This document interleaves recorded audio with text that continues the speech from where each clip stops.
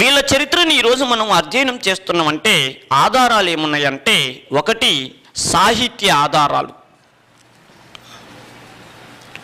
సాహిత్య ఆధారాలు ఒకటి. రెండోది ఏంటయ్యా అంటే శాసనాలు. మూడోది ఏంటంటే నాణ్యాలు. ఈ ముఖ్యమైనటువంటి ఆధారాలను బట్టి వీళ్ళ చరిత్రను మనం అధ్యయనం చేయాలి.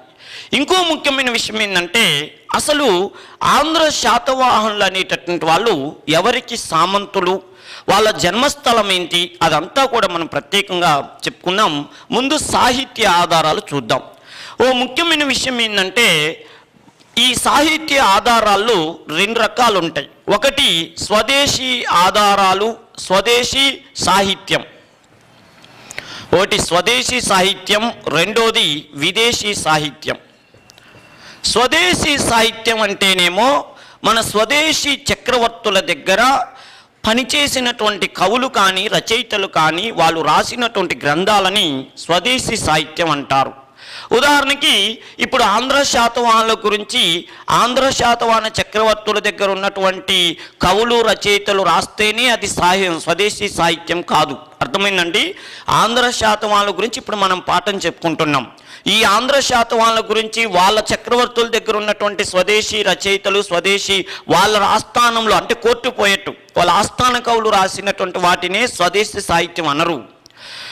శాతవాహనుల దగ్గర లేకపోయినా లేదా శాతవాహన కాలానికే చెందకపోయినా, ఏ కాలానికి చెందిన వాళ్ళైనా శాతవాహనుల గురించి రాసిన మన భారతదేశానికి సంబంధించిన కవులని, అదే రచయితను వాళ్ళు రాసిన పుస్తకాలను ఏమంటారంటే స్వదేశీ సాహిత్యం అంటారు.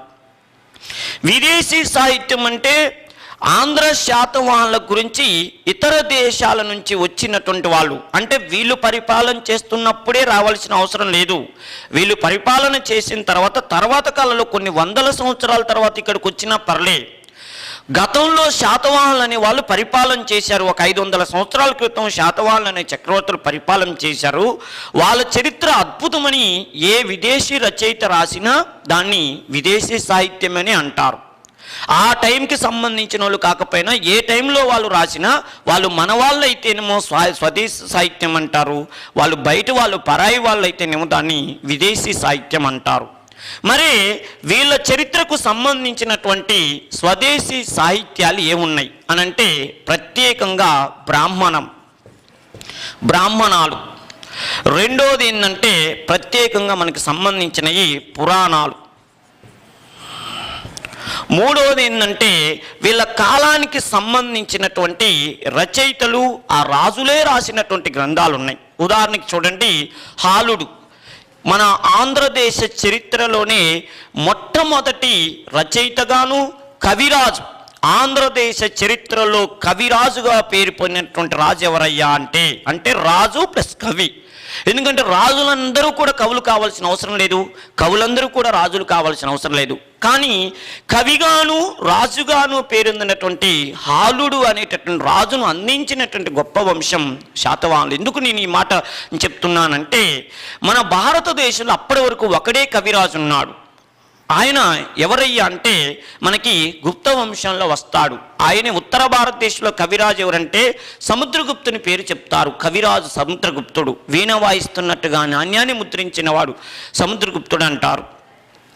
మరి దక్షిణ భారతదేశంలో అది మన ఆంధ్రదేశంలో కవిరాజుగా పేరు పొందినటువంటి వాడు, రచయితగా పేరు పొందినటువంటి వాడు హాలుడు. ఈయన రాసినటువంటి గ్రంథం ఏంటంటే గాథా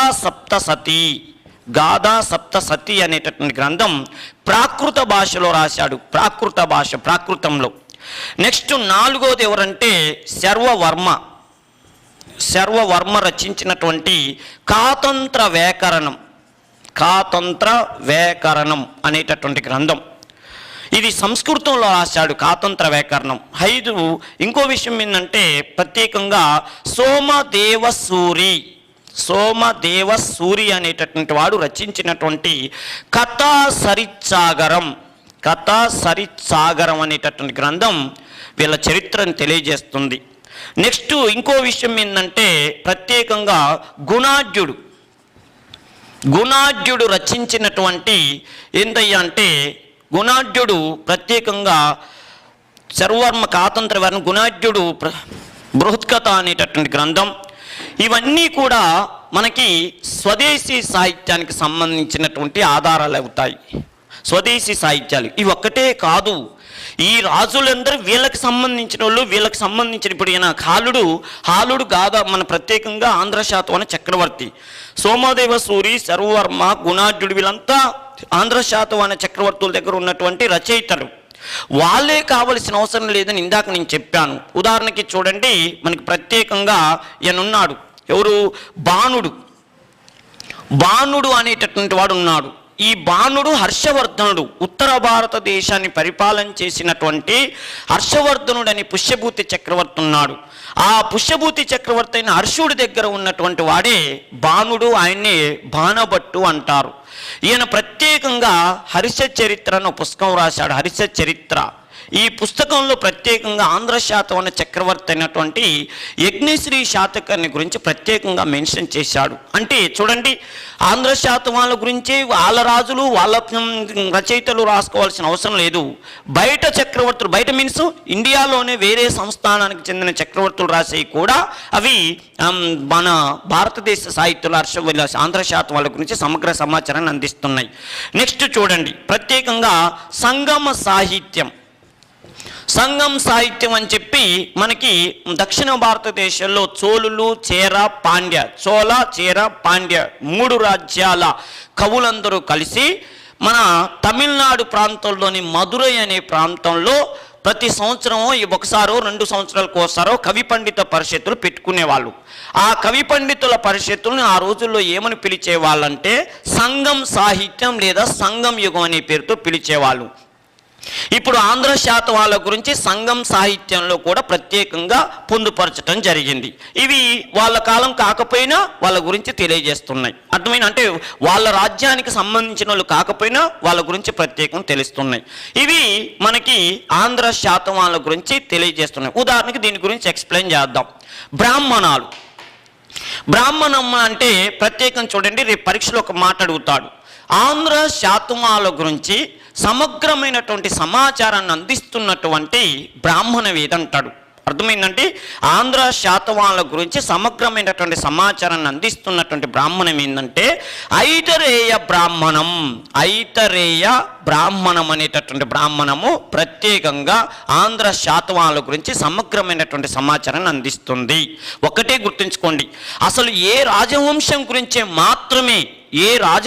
గురించి మాత్రమే ఐతరేయ బ్రాహ్మణం తెలియజేస్తుందంటే ఆంధ్ర శాతవాహనుల గురించి సమగ్రమైన సమాచారాన్ని అందిస్తుంది. ఒకటి, పురాణాలు మనకుంటాయి. మత్స్య పురాణం, లేకపోతే వాయు పురాణం, విష్ణు పురాణం, గరుడ పురాణం, బ్రహ్మాండ పురాణం అని ప్రత్యేకంగా పురాణాలు ఉన్నాయి. మత్స్య పురాణం, వాయు పురాణం, బ్రహ్మాండ పురాణం, గరుడ పురాణం, ఇలా పురాణాలు ఉన్నాయి. ఇప్పుడు రేపు పరీక్షలు అడుగుతారు, ఈ ఆంధ్ర శాతవాహనుల గురించి సమగ్రమైన సమాచారాన్ని అందిస్తున్నటువంటి పురాణాలు ఏంటంటాడు. అంటే చూడండి, మత్స్య పురాణం, వాయు పురాణం, విష్ణు పురాణంతో పాటు బ్రహ్మాండ పురాణం అనేటటువంటి పురాణం కూడా వీళ్ళ గురించి ప్రత్యేకమైన సమాచారాన్ని అందిస్తుంది. మళ్ళీ పర్టికులర్గా ఎగ్జామ్ పాయింట్ ఆఫ్ వ్యూలో ఏ పురాణము ఎక్కువగా ఆంధ్ర శాతవాహనుల గురించి సమగ్రమైన సమాచారాన్ని అందిస్తుందనంటే మత్స్య పురాణం. అందుకే నేను ఫస్ట్ మత్స్య పురాణం రాశాను. మత్స్య పురాణం అనేటటువంటిది ఆంధ్ర శాతవాహనుల గురించి సమగ్రమైన సమాచారాన్ని అందిస్తుంది. ఏమని అందిస్తుంది? మత్స్య పురాణం ఎక్కువ సమాచారాన్ని అందిస్తుంది అన్నాం. ఏమని అందిస్తుందయ్యా అంటే ఆంధ్ర శాతవాహన చక్రవర్తులు మొత్తము 30 మంది చక్రవర్తులు 456 సంవత్సరాల పాటు పరిపాలన చేశారని చెప్పి తెలియజేసేటటువంటి పురాణం ఏదంటాడు మత్స్య పురాణం. మళ్ళీ చెప్తున్నాను ఎందుకంటే చాలా ఇంపార్టెంట్. మత్స్య పురాణం అనేటటువంటిది ఆంధ్ర శాతవాహనుల గురించి సమగ్రమైన సమాచారాన్ని అందిస్తున్నటువంటి పురాణం అని గుర్తుంచుకోండి. ఈ మత్స్య పురాణం ఏం తెలియజేస్తుందయ్యా అంటే 30 మంది శాతవాహన చక్రవర్తులు ఒక 456 సంవత్సరాల పాటు దక్షిణ భారతదేశాన్ని అవిచ్ఛిన్నంగా పరిపాలన చేశారని చెప్తుంది.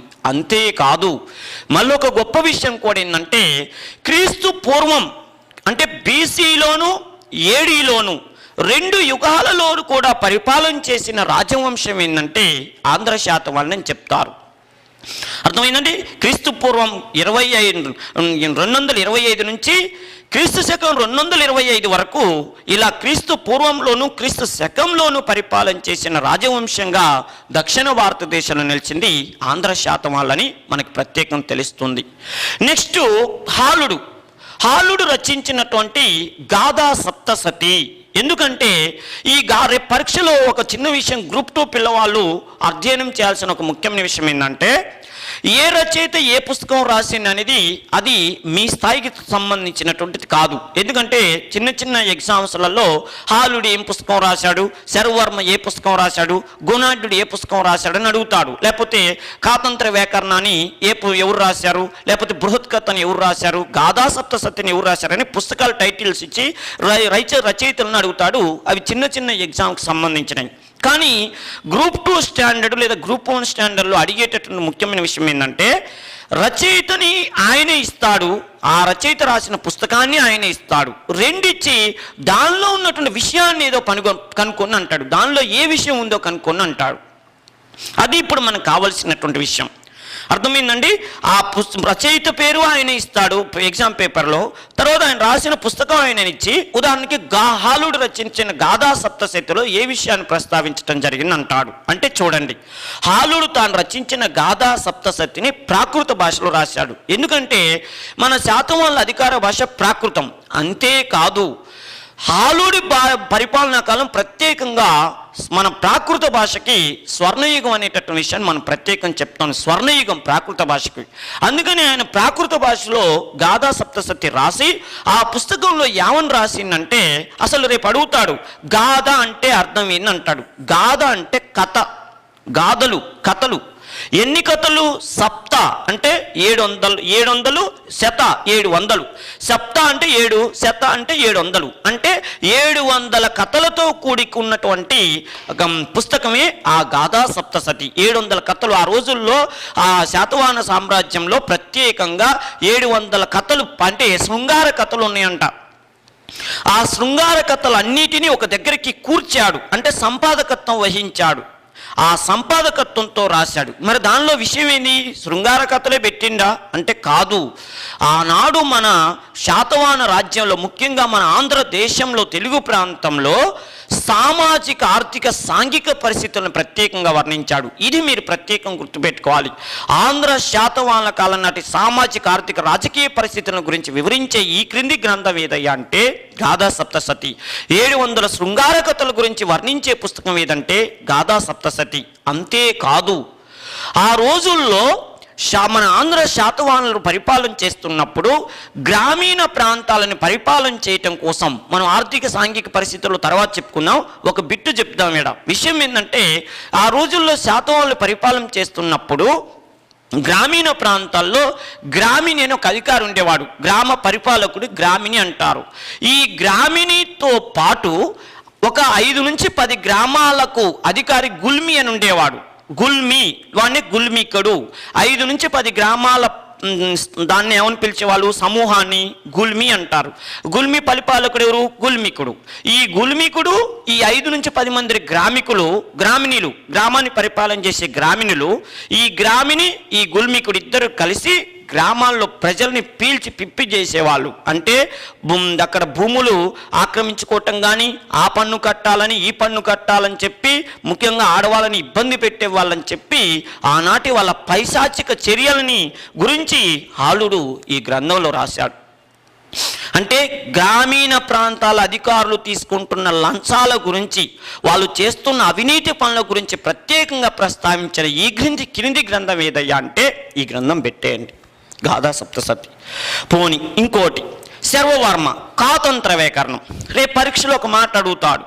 రేపు కాతంత్ర వ్యాకరణం అనరు, రేపేమంటాడంటే ఈ క్రింది గ్రంథాలలో శర్వవర్మ కాతంత్ర వ్యాకరణం రాసింది అనేది చిన్న పిల్లగాడు చెప్తాడు. అది కాదు రేపు అడిగేది. ప్రత్యేకంగా ఈ క్రింది గ్రంథాలలో ఏ గ్రంథాన్ని మోదక